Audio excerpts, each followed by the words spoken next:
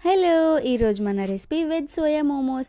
నిజంగానే మోమోస్ అంటే ప్రాసెస్ ఎక్కువేనండి. కానీ బిహైండ్ ద రెసిపీ చూస్తే ఈజీ అనే అనిపిస్తది. సో ముందు ఒక మిక్సింగ్ బౌల్‌లో 2 కప్స్ మైదా, హాఫ్ కప్ గోధుమ పిండి, కొంచెం సాల్ట్ వేసుకోవాలి. కావాలంటే మొత్తం మైదా పిండితో చేయొచ్చు. బట్ నేను హాఫ్ కప్ గోధుమ పిండి వేశాను.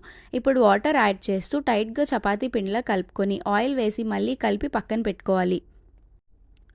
కర్రీ స్టఫింగ్ కోసం ఒక కప్ సోయాని బాయిల్ చేసుకోవాలి. హాఫ్ క్యాబేజ్ని చాలా చిన్నగా కట్ చేసుకోవాలి. అంత చిన్నగా కష్టం అనిపిస్తే కచ్చాబచ్చాగా క్యాబేజ్ని గ్రైండ్ చేసుకోవచ్చు.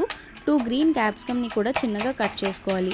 ఒక క్యారెట్ని గ్రేట్ చేసుకోవాలి. క్యారెట్ ఎక్కువ వేస్తే స్వీట్నెస్ వస్తుంది. సో టేస్ట్కి సరిపోయేలా యాడ్ చేసుకోండి.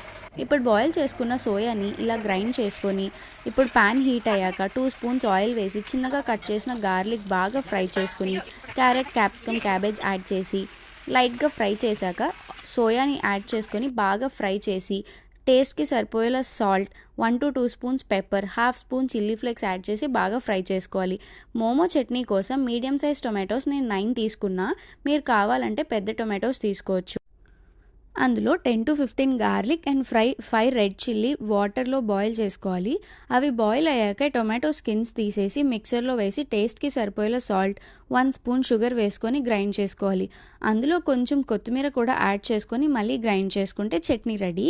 ఇప్పుడు పిండిని ఇలా చిన్న బాల్స్లా చేసుకొని చపాతీలా చేసుకొని రౌండ్ షేప్ కోసం ఇలా బౌల్తో కట్ చేసుకోవాలి.